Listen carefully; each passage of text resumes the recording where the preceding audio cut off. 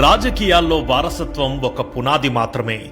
కానీ ఆ పునాదిపై ఒక సామ్రాజ్యాన్ని నిర్మించాలంటే రక్తాన్ని చిందించాలి, చెమటోడ్చి కష్టించాలి. తెలుగుదేశం పార్టీ వ్యవస్థాపకులు ఎన్టీఆర్ గారి మనవడిగా, రాజకీయ ఉద్దండు చంద్రబాబు నాయుడు గారి తనయుడిగా రాజకీయ అరంగేట్రం చేసినప్పుడు ప్రపంచం ఆయనను ఒక వారసుడిగా మాత్రమే చూసింది.